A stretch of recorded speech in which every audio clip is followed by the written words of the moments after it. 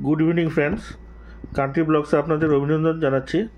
আজকে একটা নতুন রেসিপি নিয়ে আসি। এই মাছের ডিম দিয়ে একটা টক ঝাল রেসিপি বানাবো। তার জন্য লাগছে বেসন, ধনে পেস্ট, জিরা পেস্ট, হলুদ পেস্ট, তারপর পেঁয়াজ কুচি, কাঁচা লঙ্কা কুচি, টমেটো পেস্ট, পেঁয়াজ আর রসুন পেস্ট, শুকনো লঙ্কা পেস্ট, কসুরি মেথি, আদা পেস্ট আর স্বাদ অনুযায়ী নুন। তো আমরা এখানে বাকি প্রসেসগুলো কিভাবে করি পুরো ভিডিওটা দেখবেন, নিশ্চয়ই ভালো লাগবে। গুড ইভিনিং ফ্রেন্ডস, কান্ট্রি ব্লগসে আপনাদেরকে অভিনন্দন জানাচ্ছি। আজকে মাছের ডিম দিয়ে একটা রেসিপি বানাবো, সেটা হচ্ছে মাছের ডিমের টক ঝাল। তো তার জন্য লাগছে বেসন, জিরে পেস্ট, ধনে পেস্ট, আদা পেস্ট,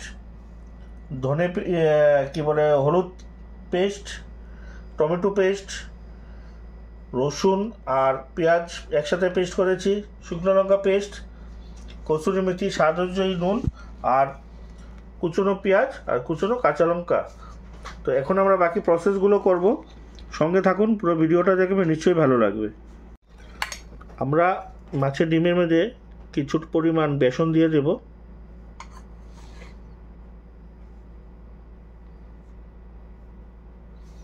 তারপর কেটে রাখা পেঁয়াজ আর কাঁচা লঙ্কাগুলো দেব।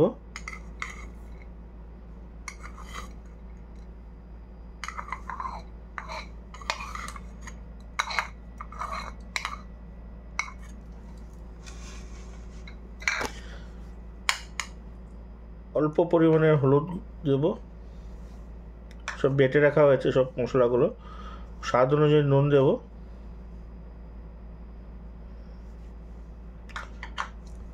এখন ভালো করে আমরা মেরিনেট করে নেব।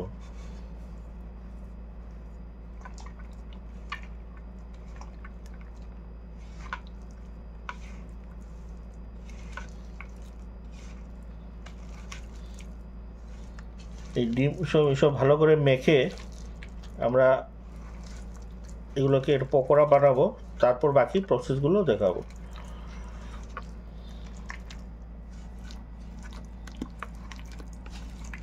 আমার তেল গরম হয়ে গেছে, এখন আমরা এই মাছের ডিমের পকোড়াগুলো ভেজে নেব।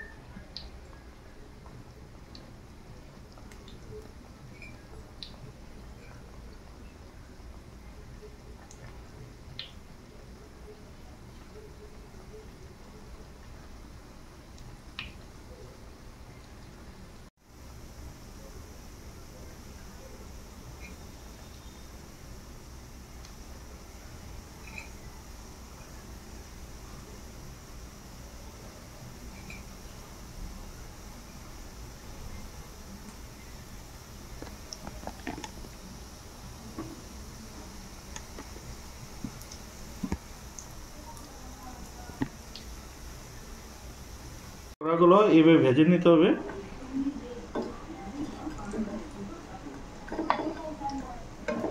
দেখুন পকোড়া রেডি হয়ে গেছে, এখন আমরা নামিয়ে নেব।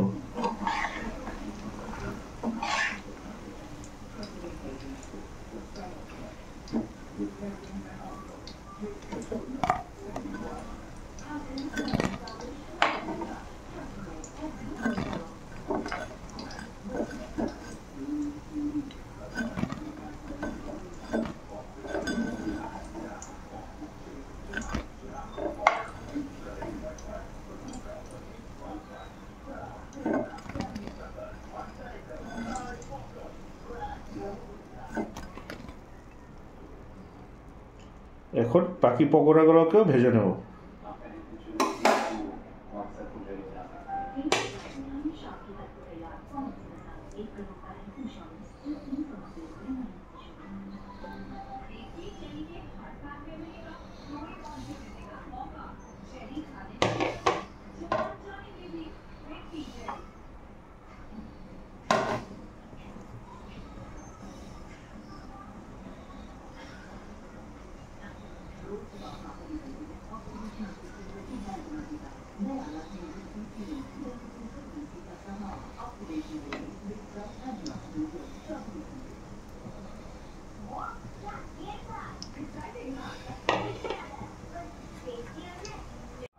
তেল গরম হয়ে গেছে। প্রথমে ফোড়নে আমি অল্প গোটা জিরে দিয়ে দিলাম,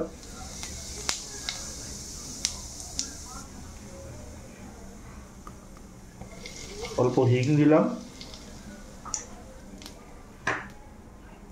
এখন পেঁয়াজ আর রসুন পেস্টটা দিয়ে দিলাম।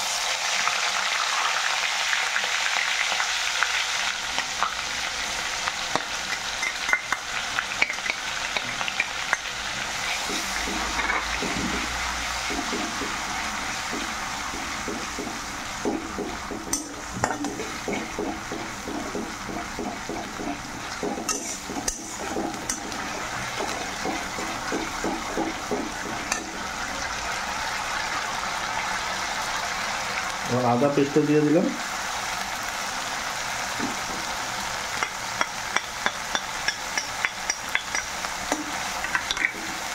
ভালো করে কষিয়ে নেব, তারপর বাকি মশলাগুলো দেব।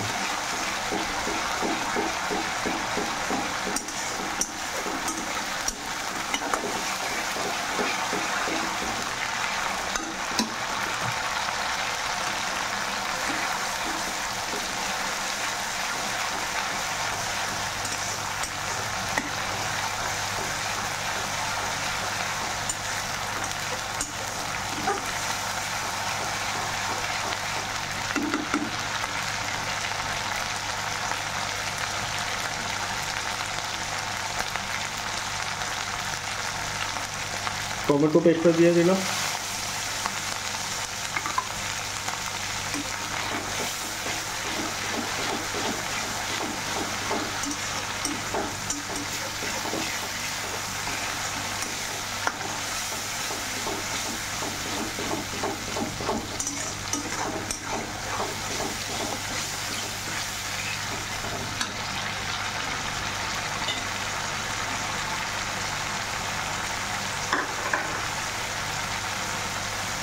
স্বাদ অনুযায়ী নুন দিয়ে দিলাম।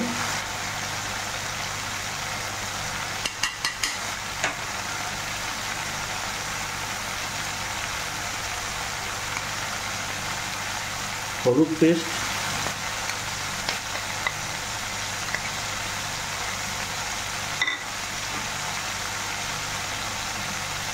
জিরা পেস্ট,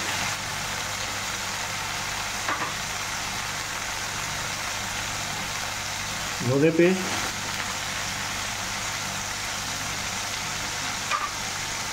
শুকনো লঙ্কা পেস্ট।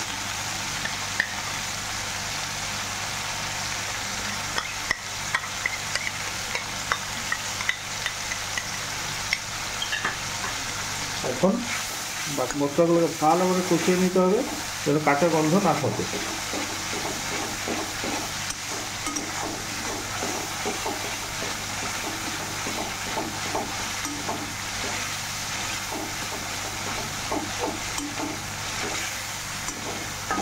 এবার মশলাগুলো খুব ভালো করে ফ্রাই হয়ে গেছে, উপরে তেল এসে উঠেছে। এখন আমরা পরিমাণ মতো জল দিয়ে দেব, দিয়ে কিছু সময় ঢেকে রাখবো বলক ওঠা পর্যন্ত।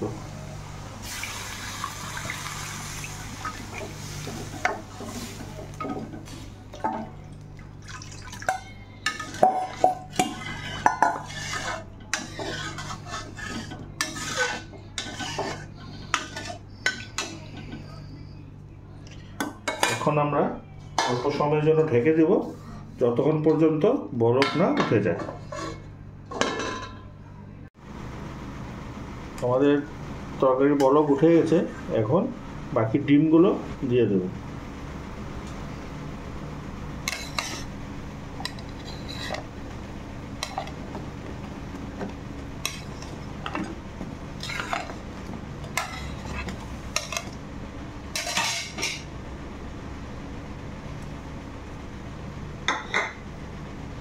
পরে কিছু কচুরি মেথিগুলো দিয়ে দিলাম। কসুরি মেথি দিলে কি হয়, ফ্লেভারটা খুব সুন্দর আসে, খেতেও ভালো লাগে, আর শরীরের পক্ষেও খুব উপকারী।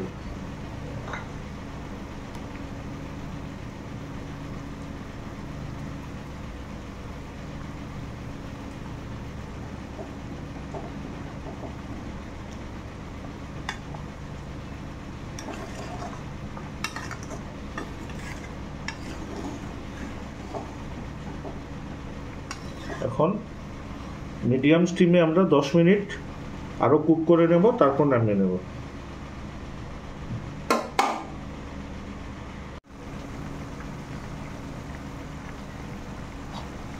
তরকারি বলক উঠে গেছে, আমাদের মাছের ডিমের টক ঝাল রেডি। এখন আমরা নামিয়ে নেব।